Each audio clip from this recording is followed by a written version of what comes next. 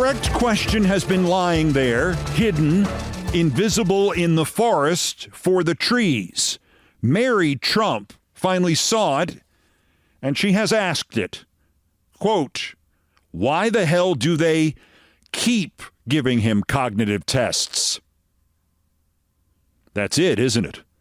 I'll add a corollary. Why the hell do they keep giving him cognitive tests almost exactly 6 months apart? He's boasting again about having passed one. We believe it was 3 weeks ago, Friday, October 10th at Walter Reed, but who knows? During what they first called his annual physical until somebody realized he'd already had his annual physical last spring when he also boasted about having just taken one. April 11th. That's 2 cognitive tests, April 11th and probably October 10th. Those dates are 6 months apart, 182 days. If they are not giving him pre-scheduled cognitive tests every 6 months, that's a hell of a coincidence. Why the hell do they keep giving him cognitive tests? And I'll add a second corollary to Mary Trump's real question. Why did they give him an MRI this time? Is this the first MRI? What was it of?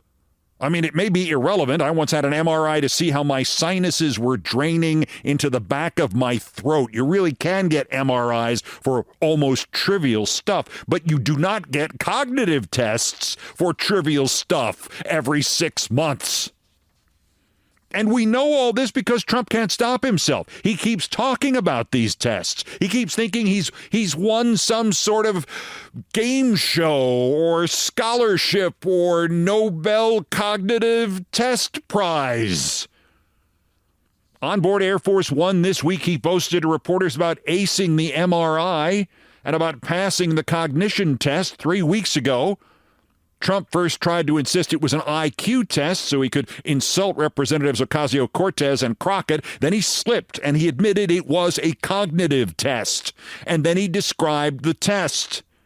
This was this past Monday aboard Air Force One. Have her pass like the exams that I decided to take when I was at Walter Reed. Those are very hard, they're really aptitude tests, I guess, in a certain way, but they're cognitive tests. Let AOC go against Trump. Let Jasmine go against Trump. I don't think Jasmine, the first couple of questions are easy. A tiger, an elephant, a giraffe, you know. When you get up to about 5 or 6, and then when you get up to 10 and 20 and 25, they couldn't come close to answering any of those questions. And this...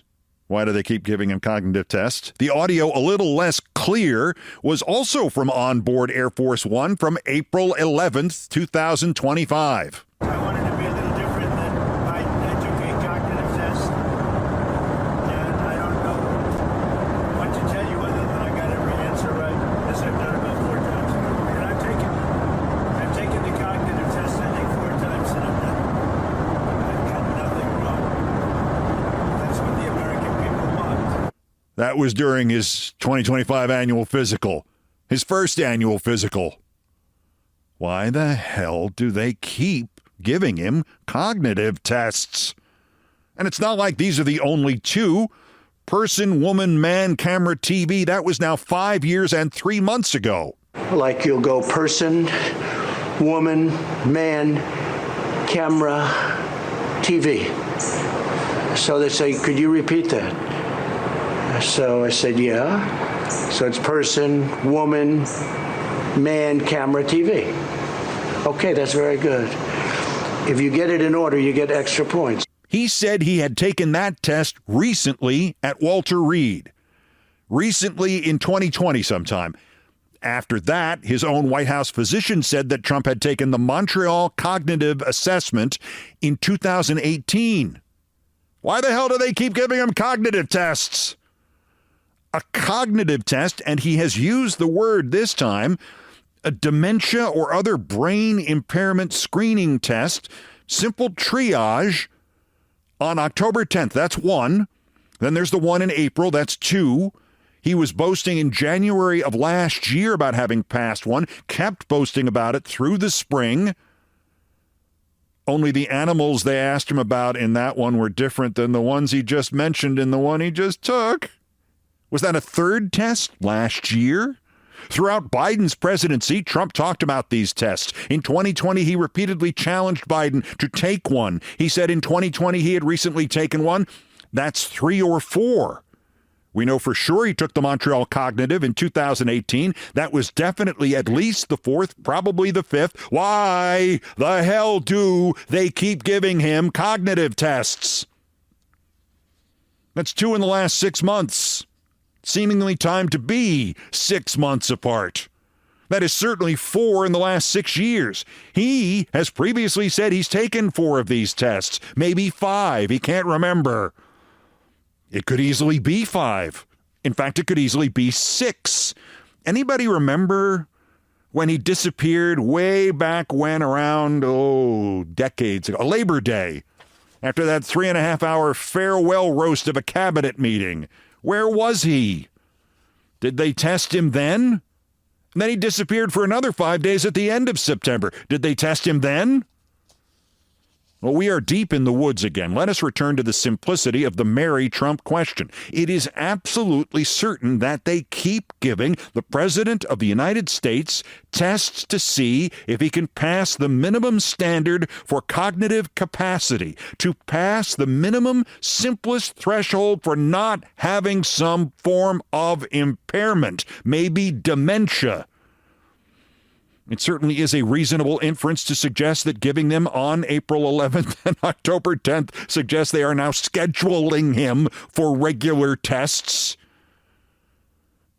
And although he slipped in his rush to try to explain how much smarter he is than Jasmine Crockett or Alexandria Ocasio-Cortez or whichever elected Democratic woman of color is next on his shit list, it is clear that at some point somebody convinced him, or he convinced himself, that this was an IQ test and that he's, to quote his own words again, a very stable genius. It says so on the test with the picture of the giraffe on it.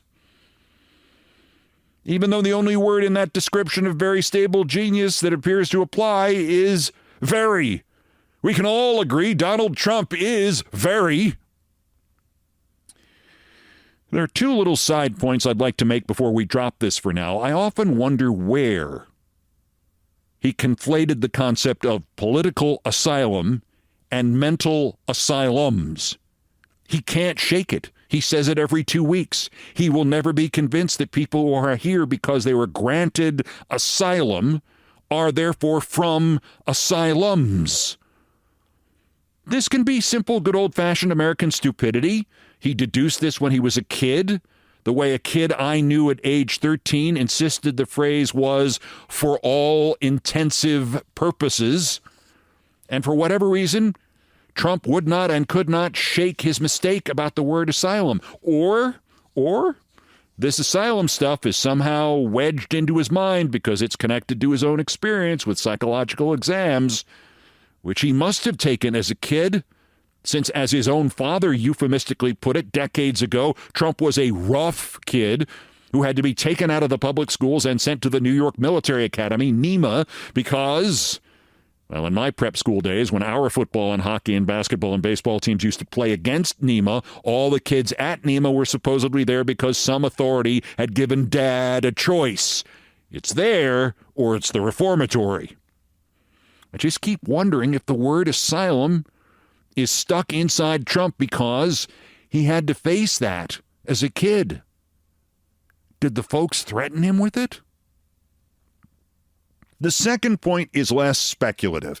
I hadn't heard this before. That clip I played from April, the last time he was boasting about the last cognitive test he passed, he said that at Walter Reed they gave him a thorough physical exam as well, and it showed he had a good heart and a very good soul. You heard me. Good heart, a good soul. Very good soul. Your physical showed that your soul is just fine. It's not an irregular soul, and your soul is not hyperextended. And you don't have Peyronie's soul disease. Why the hell do they keep giving him cognitive tests? I think contained in that last clip, that might be our Answer right there.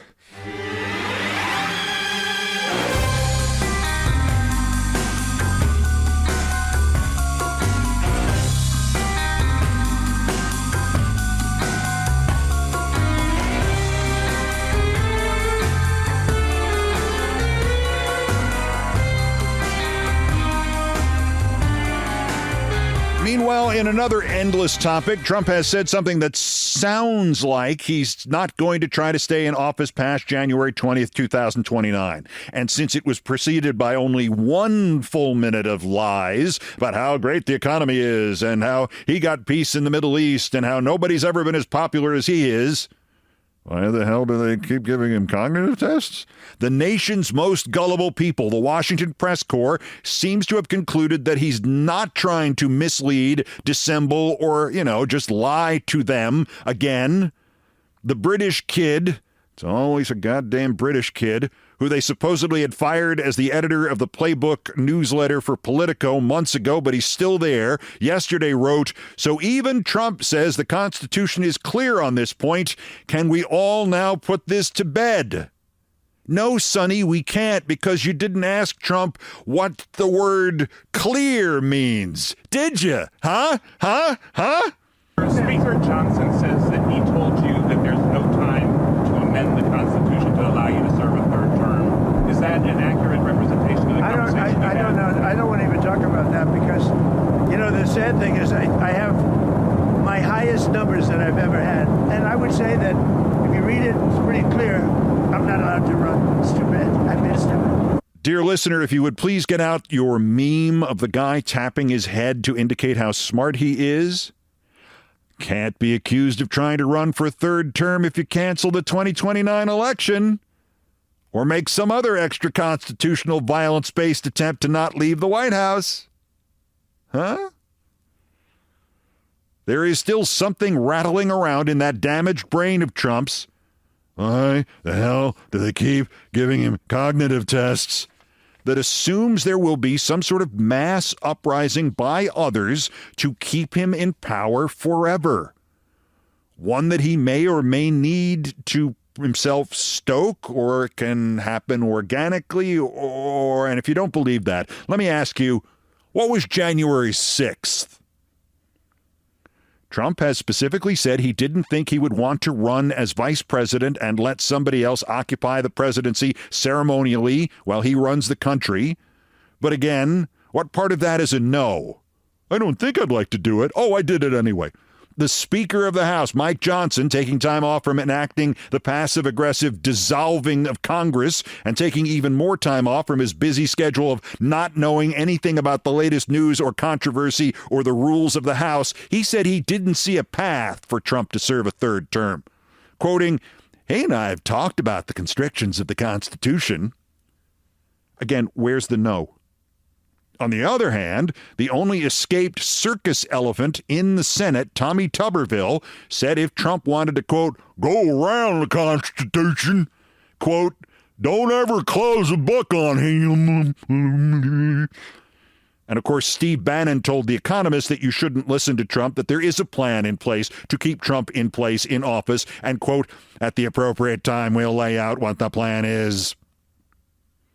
It's easy to dismiss morons like Tuberville and mentally damaged fascists like Bannon and presume this is all bluster. It is not all bluster.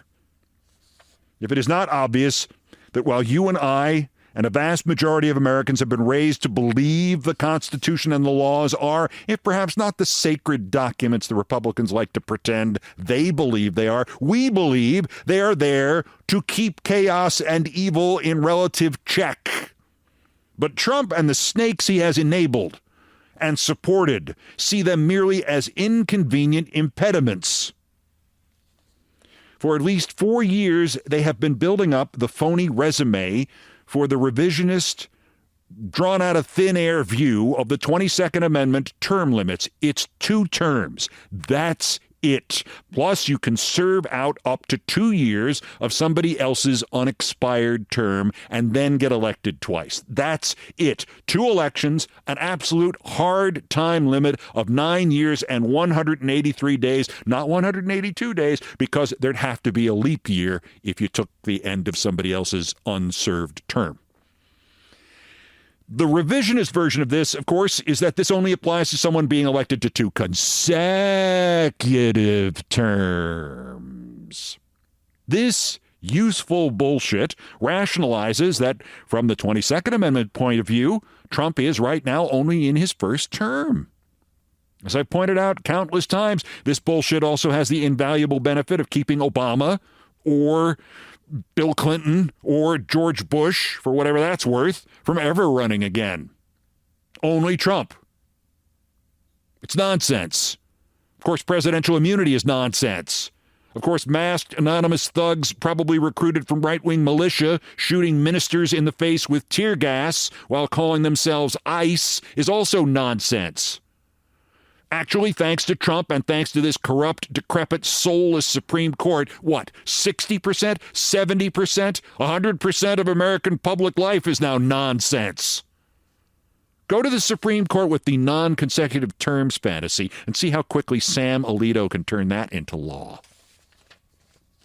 Still, my gut has always told me that the extra constitutional theft that Trump favors and really dreams about the most is not some loophole shot into the 22nd Amendment by Mrs. Alito and her flags, nor even a military takeover. What he wants is for everybody to just agree with him that A, he deserves another term because those evil Democrats wasted so much of his first term with the investigation of the Russia truth about his conspiracies with Putin, and that B, he deserves another term, maybe a fourth one, because the 2020 election was, quote, stolen from him, even though he was president at the time.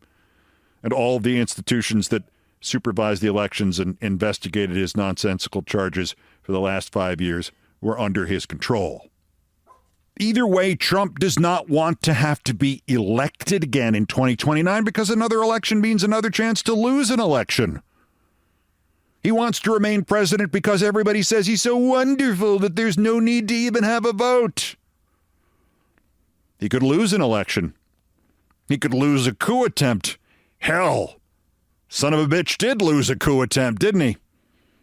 A simple acclamation, though, in which everybody names him homecoming king and scored a perfect score on his acuity IQ test and president again. Simple acclamation. That's what he wants. And if you have to do something with that annoying Constitution to make that happen, what you do is simply find a way to say, of course he only gets 2 terms. And of course he knows he can't run for a third one. It says so in the Constitution. He just said it on tape. But where does it say we can't change how long his second term is? Why don't we just amend that other part of the Constitution that nobody looks at, Article 2, Section 1, Clause 1, so that it says a president shall hold his office during the term of 4 years, but this president shall hold his office during the term of 8 years, or 12, or 11 billion. Also of interest here, it's more Brits running American news operations into the ground. The one they found to finally complete the destruction of CNN went to the White House to kiss Trump's ass and the ass of every Trump staffer, and before he got to his home, there was a tweet from a Trump spokesman mocking him for trying to appease Trump. Congratulations, Neville Chamberlain. But don't worry. CNN is going to be merged into MSNBC, and the right wing has its candidate to run MSNBC-CNN. It's a former Miss Arizona, now studying for a doctorate in Bible studies at Liberty University. Who reads the most Bazooka Joe comic strips shall get the doctorate in Bible studies at Liberty. You know who this is? They want to run a combined MSNBC-CNN. Charlie Kirk's widow. 'Cause this is hell, isn't it? That's next. This is Countdown. This is Countdown with Keith Olbermann, who can predict almost anything.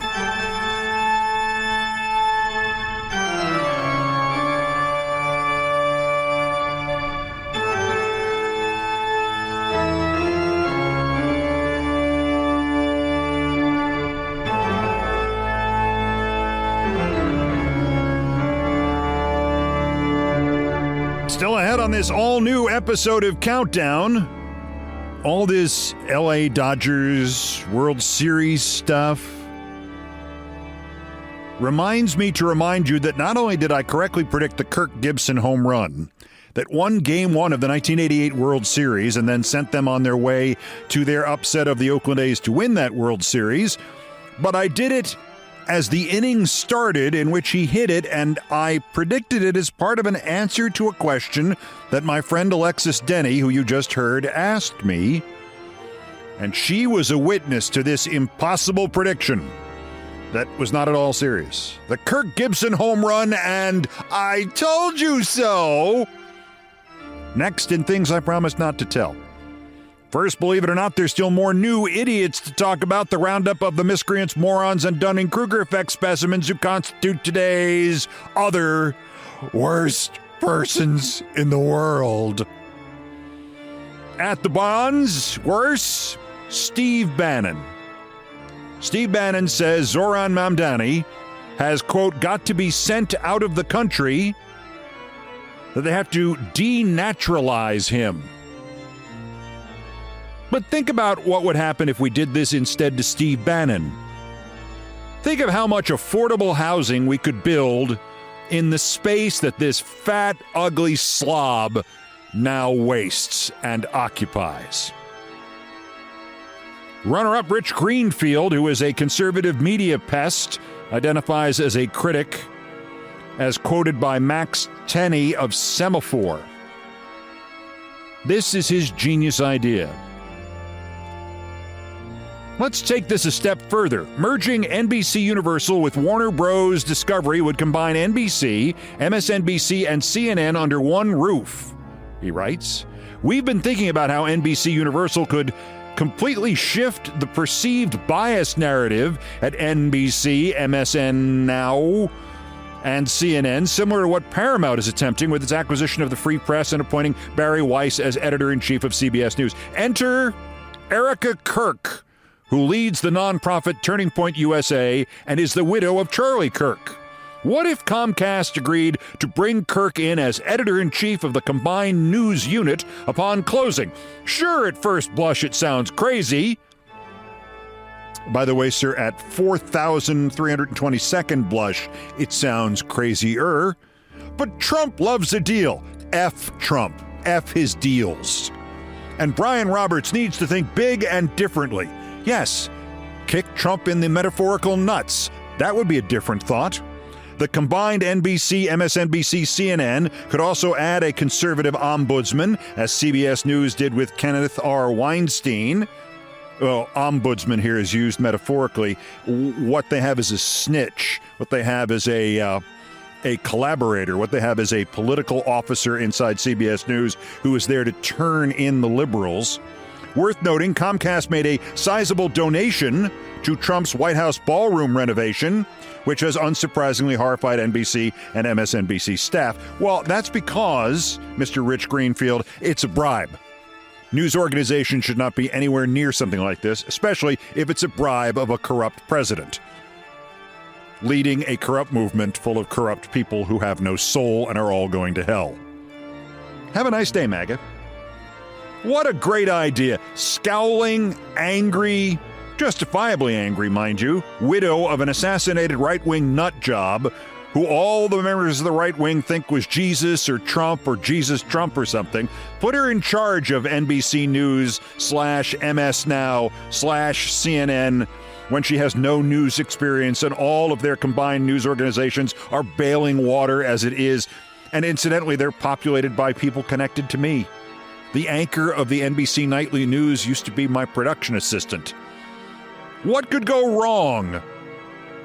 If you are hankering for the days when there were only 3 TV networks doing only half an hour of news a night, hey, we may get back there and damned fast. But this is the way they think. The presumption on the right is that the left has been making up the news because it contains things the right doesn't like. Therefore, it can't be real. It must be some sort of propaganda. They really think this. If they wanted it to be sunny and it turns out to be rain, they will blame the liberal weatherman rather than say, oh, it's raining. So, necessarily, the solution to a combined NBC, MSNBC, and CNN under one roof would be to put a woman with absolutely no experience and nothing but vendettas in charge of the operation. Because the Barry Weiss thing at CBS is already going so well. The point is, as has been pointed out here, I read the piece from, what was her name? Emily Lopato? I may be getting that wrong. That all Barry Weiss is going to get to do is preside over the end of CBS News and the firing of everybody there. And if she has a reputation, it will be destroyed. So if you want to ruin Erica Kirk's life again, put her in charge of NBC, CNN, MSNBC. Ugh. People are too stupid. But our winner, speaking of ruining television news, Mark Thompson of CNN. Once again, it's funny that the fascists are on this anti-immigrant kick, when it's clear the most dangerous immigrants to this country are pasty white guys from England or countries that were English colonies. Australia and the Murdochs, South Africa and Musk and the other guys, the UK and people like Mark Thompson. More impressively, why do so many submissive, loser Trump appeasers from England get put in charge of American news organizations and then promptly give in to Trump and then immediately get humiliated by Trump? A story from our friends at Oliver Darcy's newsletter Status. During a trip to D.C. last week, CNN CEO Mark Thompson made a visit to the White House where he promoted the network's new streaming service. He wanted to get members of the Trump administration up to speed on what the new CNN streaming operation, and remember the last guy they put in charge of CNN, his big deal was getting rid of the new CNN streaming operation. Now we have a whole new approach, which is another new CNN streaming operation, which the guy who succeeds Mark Thompson can then turn down, because that's what works in management. What did the last guy do? He invented an elixir that gives everyone eternal life. Let's burn all of it. What do we want? Who wants eternal life? My policy is, let's shorten lives. Anyway, Mark Thompson went into the White House and tried to sell the Trump people on being nicer to CNN, on appearing on CNN more, on promising that CNN would be nicer to Trump. After every move they've made towards Trump since 2022, when Chris licked my whatever began this process, every move CNN has made has destroyed what was left of CNN. Let's do more of that. Not only that, it will buy CNN eternal life under the Trump administration, and all of the MAGA will watch CNN. And it's not a trap, and it's not stupid, and you're not appeasing the Hitler of America. No, you're not doing any of those things, Mark Thompson. The tweet from Oliver Darcy's Status with this scoop about Mark Thompson's visit to the White House was retweeted by Stephen Chung, the mincing Trump spokesman, who simply retweeted it with the purple devil smile. In other words, even Stephen Chung knows that Mark Thompson was brought in so that he could obey in advance to Donald Trump. And they immediately rewarded him by humiliating Mark Thompson online. As George Conway put it, they're laughing at you. And they are, because Mark Thompson, pasty white guy thrown out of England, now the head of CNN, promoting the streaming service the last guy killed off, is today's worst person in the world!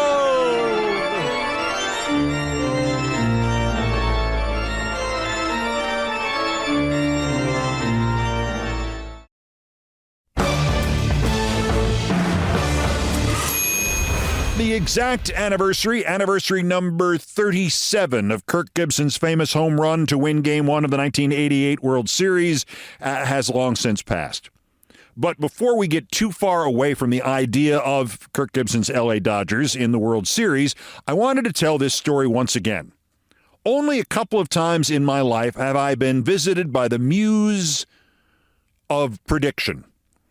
I once correctly predicted that Bucky Dent of the New York Yankees would hit a home run to win an American League playoff game between the Yankees and the Red Sox in Fenway Park when my friend sitting next to me, the Red Sox fan, was expressing premature jocularity that a Yankee had flied out to center field with the tying runs on base and said, "Oh, thank goodness Dent's no home run threat." I then spent 5 minutes explaining to him why Dent would necessarily now hit a home run to win the game and the pennant, which he then did.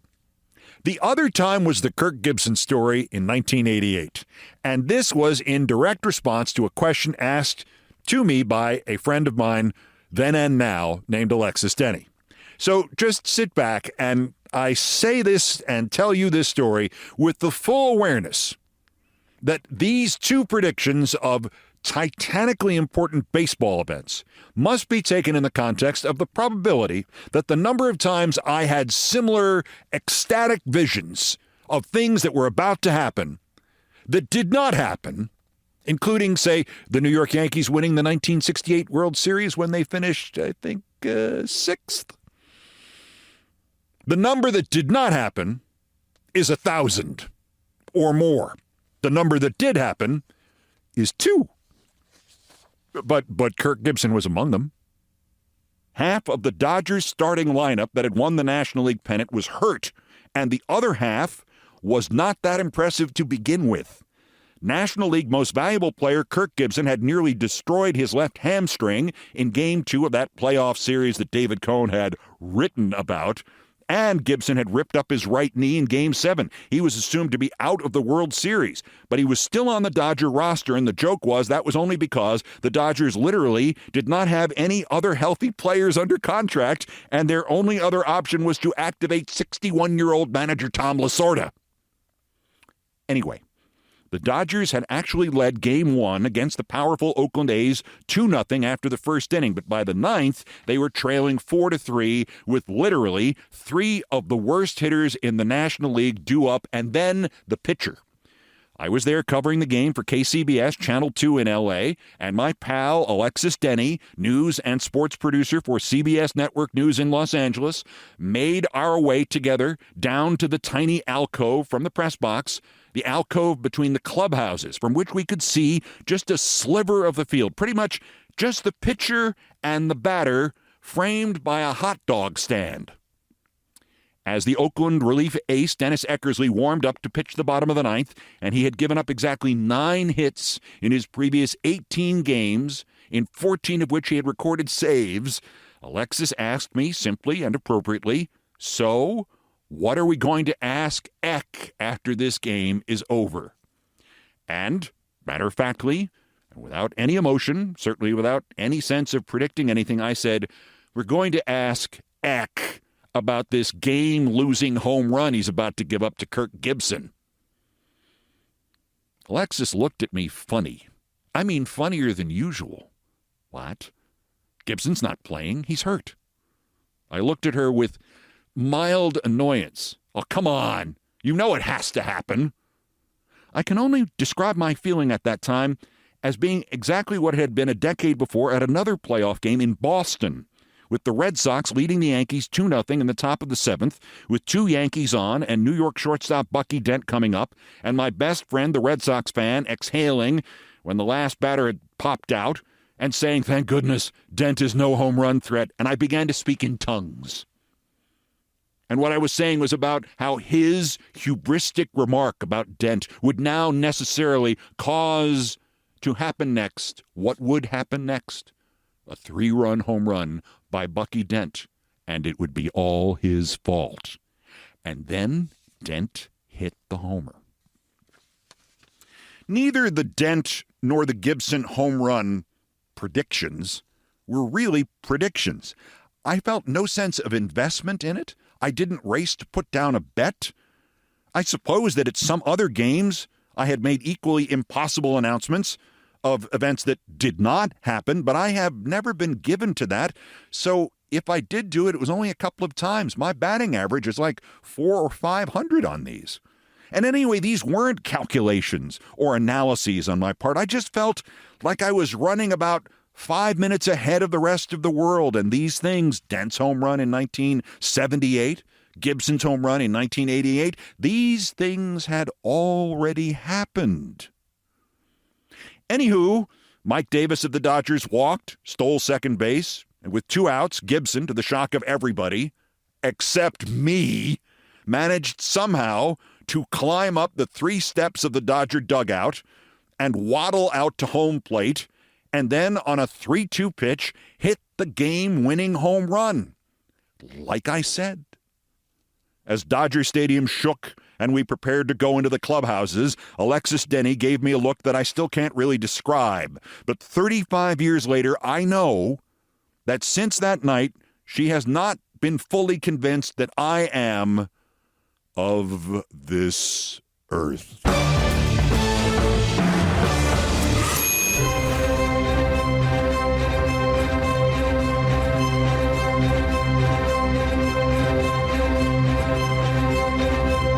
I got it right. I've done all the damage I can do here. Thank you for listening. Most of our countdown music was arranged, produced, and performed by Brian Ray and John Philip Chanel, our musical directors of Countdown, and it was produced by TKO Brothers. Mr. Ray on guitars, bass, and drums. Mr. Chanel on orchestration and keyboards. Our satirical and pithy musical comments are by the best baseball stadium organist ever, Nancy Faust. The sports music is the Olbermann theme from ESPN2, which was written by Mitch Warren Davis, courtesy of ESPN Inc. Some other music was arranged and performed by the group No Horns Allowed. My announcer today was my friend Alexis Denny, Witness. Everything else was, as always, my fault. That's Countdown for today, day 284 of America Held Hostage Again.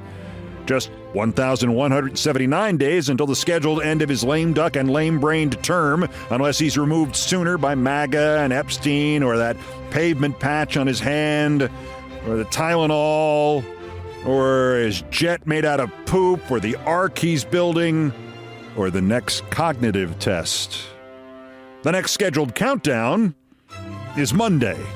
Until then, I'm Keith Olbermann. Good morning, good afternoon, good night, and good luck. Hit the post, hit the post. Oh, hit the post.